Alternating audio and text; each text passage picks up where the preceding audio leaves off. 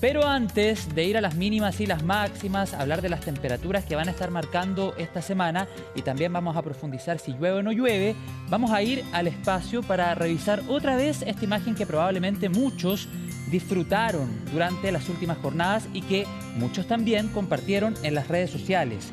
Les cuento que el aumento de la actividad solar provoca auroras que danzan alrededor de los polos de la Tierra, conocidas como auroras boreales y auroras australes. Videos por millones en las redes sociales y muchos comentarios de este verdadero espectáculo.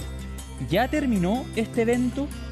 ¿Qué condiciones se deben reunir para generar este resultado que estamos viendo en las imágenes? Lo vamos a conversar ahora en CNN Tiempo. Y lo vamos a hacer con una amiga de la casa, la astrónoma, divulgadora científica Jennifer Anguita, más conocida en las redes como @astronomía rapidita. ¿Qué tal, Jennifer? ¿Cómo has estado? Hola José, con mucho frío, pero todo bien, muchas gracias. Sí, todo indica que va a ser una semana fría, así es que abrigarse es la consigna para las próximas jornadas. Jennifer, entremos en materia. ¿Ya terminó este evento o aún puede llegar a ser visible? La verdad es que este evento aún tiene un poco de vida estas semanas, porque todavía estamos en una alta actividad del Sol. El Sol va a seguir enviándonos partículas hacia el espacio y llegando también hacia la Tierra. Así que tenemos algunas horas todavía para disfrutar. Eso sí, la que sucedió hace pocos días fue Ujú. una tormenta extrema, G5 como se le conoce, ese es el máximo, y quizás dentro de las próximas horas tengamos una G4, así que podríamos llegar a ver auroras en zonas más australes, como por ejemplo Punta Arenas, podría llegar a ser, hay que estar atentos con eso, estar atentos también al tema de las comunicaciones, que son las más afectadas con estos fenómenos. Ya vamos a profundizar en lo que pasará durante las próximas horas, Jennifer, pero lo que te quiero preguntar ahora, o en verdad son dos preguntas en una.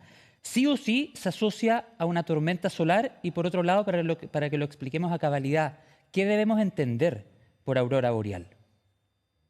Muy bien, bueno, efectivamente este tipo de fenómeno maravilloso a la vista está relacionado directamente a la actividad solar. Ya el Sol es el que nos envía sus partículas en estas eyecciones de masa coronal, que se le conoce, que yo lo explico que es como que el Sol expulsa desde adentro parte de su material, lo envía hacia el espacio, llega hacia la Tierra e interacciona con el campo magnético de nuestro planeta, ese campo magnético que permite que tengamos atmósfera, ¿verdad? Claro. Que es lo que no sucede en otros planetas como Marte. Aunque se cree que en Marte hay un poco de auroras también, pero el campo magnético de Marte es definitivamente muchísimo más débil que el nuestro.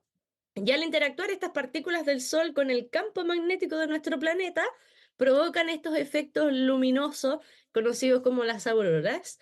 Las auroras entonces son el resultado de el choque de partículas entre el Sol y nuestra atmósfera, los gases que están en la atmósfera, y van a provocar estas auroras boreales si son en el hemisferio norte y auroras australes si son en el hemisferio sur. Eso sí, las auroras boreales son mucho más comunes que las auroras australes debido a la inclinación de la Tierra, que está de lado, 23 grados y medio, entonces las partículas del Sol llegan muchísimo más fácil al hemisferio norte que al hemisferio Ah. sur.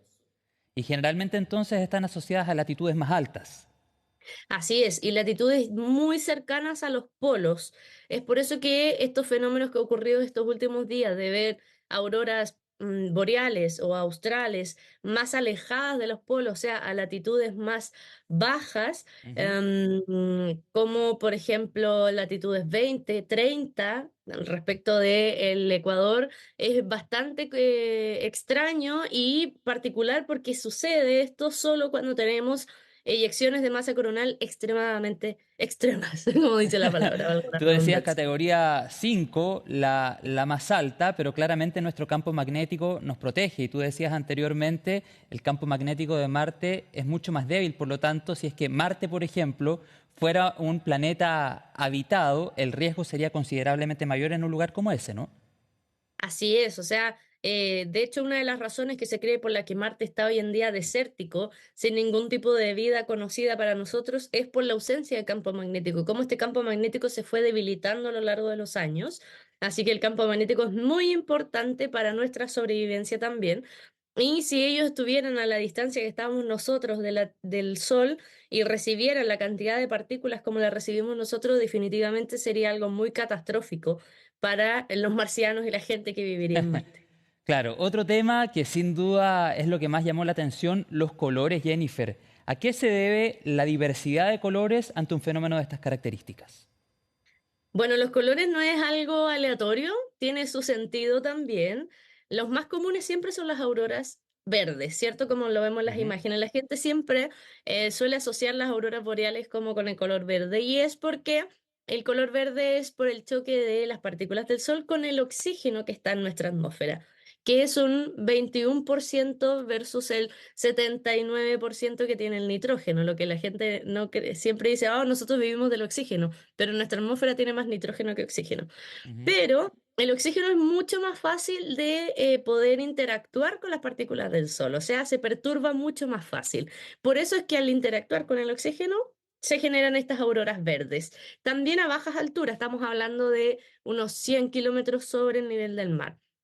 Entonces, las auroras que provienen de eyecciones de masa coronal menos extremas, de nivel 2, nivel 3, son verdes. Pero cuando tenemos eyecciones de masa coronal, o sea, liberaciones de partículas del Sol tan extremas como el nivel 5 que tuvimos hace pocos días, se producen estas auroras de color más rojo, ya que tiene que ver con la altura a la que interactúan con el oxígeno, que es más de 250 kilómetros sobre el nivel del mar. Entonces, si vemos una aurora de color rojo, es porque la actividad es bastante extrema y bastante peligrosa también a esas alturas. Ojo con eso.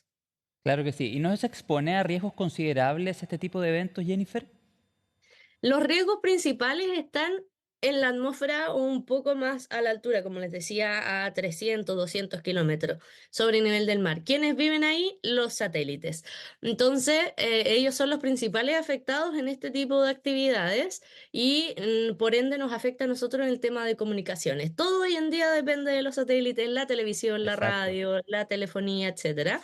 Así que lo que tendríamos principalmente son cortes en este sistema de comunicación. Pero si es muy extremo también, podrían existir cortocircuitos, porque afectaría a la electricidad, a los cables, ¿ya? A los objetos metálicos también podría afectar esto si están a altas alturas.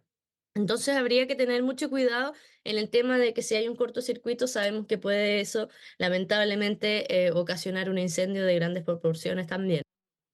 Sería Claro. como el impacto más directo hacia los seres humanos si es que hubieran grandes apagones o grandes cortes de electricidad. Pero en sí a nosotros no nos afecta mucho en nuestra vida diaria más que en las comunicaciones. ¿Y hubo daños a considerar en esta pasada en la línea de las telecomunicaciones? Favorablemente no tenemos indicios de que haya pasado algo importante, como sí pasó en 1859, si no me equivoco la fecha, el evento de Carrington, que es donde hubo apagones. En ese tiempo no existía la electricidad ni la comunicación que tenemos hoy en día, pero hubo cortocircuitos importantes. Se quemaron telégrafos, estuvieron durante semanas incomunicados algunas instituciones importantes porque ahí no existía la tecnología que tenemos hoy en día en cuanto a poder protegernos desde antes, ¿ya? Y a poder saber desde antes qué es lo que va a venir. Ellos los sorprendió en el momento, así que tuvieron ese problema, pero ahora sé que no ha habido nada que lamentar respecto a las comunicaciones, a los cortes de eso o incluso a problemas con los seres humanos en sí. Jennifer, ¿y cómo son los ciclos de actividad del Sol y cada cuánto se reúnen las condiciones para generar un tipo de evento como el que estamos revisando en las imágenes, por ejemplo, de categoría 5 o nivel 5, como tú nos señalabas anteriormente? Bueno, el Sol no es un ser inerte que está ahí simplemente enviándonos luz, sino que el Sol es una bola gigante de gas que se está moviendo a distintas velocidades, a distintas latitudes. El centro del Sol, el ecuador, se mueve mucho más rápido que los polos del Sol. Por ende, al moverse mucho más rápido, va a presentar mucha más actividad solar. Esta ¿Ya? actividad se repite cada 11 años, ese es el ciclo que tiene, en donde hay un recambio del campo magnético. Yo lo he hablado algunas veces cuando me he reunido con ustedes, en donde este campo magnético del Sol se va a romper en ciertas partes, al romperse se va a reconectar, va a disminuir la temperatura de la fotósfera y va a producir estas manchitas que nosotros le vemos al Sol. Y esas manchas indican inmediatamente una eyección de masa coronal, indican tormentas solares. Y cuando estamos en este ciclo de 11 años en la máxima actividad, estas manchas solares son mucho más comunes y mucho más peligrosas que cuando está el Sol en actividad baja. Y desde fines del 2023 hasta principios del 2025 estamos en el periodo de máxima actividad del Sol. Lo mencionamos hace un par de meses atrás cuando nos reunimos también, que se podía dar este tipo de fenómenos durante este año e incluso puede seguir dándose hacia finales del 2024, así que hay que estar atentos con eso también. No es nada paranormal ni tiene nada que ver con el cambio climático ni nada por el estilo, es algo completamente común con el Sol debido a su actividad solar cíclica. Pero la experiencia demuestra que es cada 11 años exactos. Así es, los estudios que se han hecho desde que se cuenta con un tipo de observación solar y poder anotar algo en un cuaderno matemático han dado a conocer que estas manchitas tienen repeticiones cada 11 años, incluso se repiten en algunos sectores del Sol y debido también a la actividad geomagnética que hemos tenido a lo largo de los años, que se ha documentado también, se ha llegado a la conclusión de que esto se repite cada 11 años. Jennifer, al comienzo de la entrevista yo te partía preguntando si es que este evento ya había terminado y tú me decías no, todavía queda un remanente. ¿Qué debiésemos esperar para las próximas horas? Para las próximas horas se está advirtiendo que posiblemente tengamos una tormenta de tipo G4, ya casi Ya, un poquito extrema, menos. un poquito menos, lo que podría derivar, por ejemplo, en auroras en Punta Arenas, ya en latitudes un poquito más altas, pero no sé si tan extremo como en Santiago, que se visualizaron, o incluso algunos en el Valle del Elqui, en Rancagua, etcétera. Así que no sé si va a llegar a ser tan extrema como la G5 de hace un par de días, pero sí podríamos llegar a tener un tipo de auroras australes de tipo más rojo, más rosado como las del otro día. Y en los próximos meses también es muy posible que pueda llegar a existir nuevamente una G5, así que hay que estar atentos con eso también. ¿Y en esta última pasada solo en Punta Arenas o también en otras localidades para que demos el aviso a través de CNN Chile y estén todos ahí con su cámara lista? Claro, todo depende de la latitud en la que se encuentran. Como te decía, en la latitud cero vendría siendo el Ecuador. Mientras más nos Sí, alejamos del claro. Ecuador, tenemos altitudes, o sea, latitudes mayores. Así que latitudes sobre 40, yo creo que sería una buena opción de poder estar observando el cielo más hacia el sur, porque estas tormentas vienen mirando hacia el sur, no acercándose a latitudes sures, sino que mirando hacia el sur. Y como no es tan extrema, es difícil que se pueda ver a latitudes menores. Tienen que ser latitudes altas, cercanas a los polos, como por ejemplo en Punta Arenas, como te mencionaba. Pero, pero no se descarta próximamente una nueva tormenta nivel 5 que pudiese generar también un evento extremo, ¿no? Por supuesto que no se puede descartar porque el sol nos da sorpresas, así que en algún momento uno puede decir, no, no va a pasar nada y nos llega una G5 de la nada como sucedió el fin de semana, así que hay que estar atentos nomás con eso y con las advertencias que nos haga el sistema de detección de tormentas solares. ¿Y ese sistema de detección cuánto tiempo antes detecta que se viene de manera inminente este evento?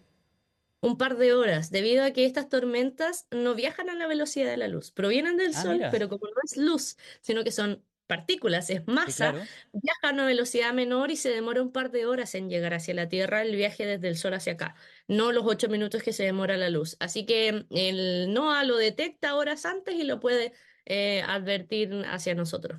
Bueno, y así fue el aviso también durante la semana anterior.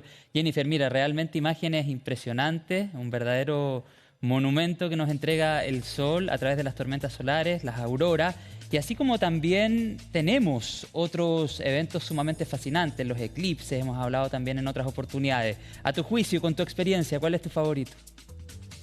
Uy, mi sueño de la vida es ver una aurora así boreal o austral muy extrema, porque en Osorno se vio un poquito, pero ¿Ya? simplemente el cielo se vio un poco más rosado hacia el suroeste. Pero claro, poder visualizar esto en latitudes altas o en lugares como en Islandia, por ejemplo, sería maravilloso, así que ese es mi sueño. Pero también tengo el sueño de poder observar un eclipse anular del que nosotros vamos a ser protagonistas en octubre, así que estoy esperando que llegue ese mes para poder hacer actividades. Es del que hablamos la otra vez, ¿verdad?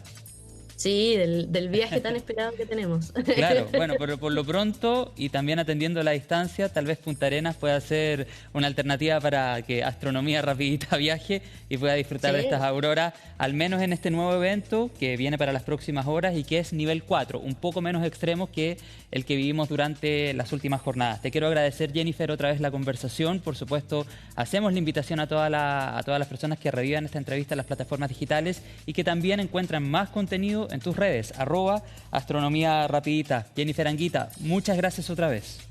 Muchas gracias a ustedes y nos estamos viendo pronto para comunicar más acerca del cosmos y de ciencias. Eso. Nos vemos en la próxima. Chao. Chao, chao.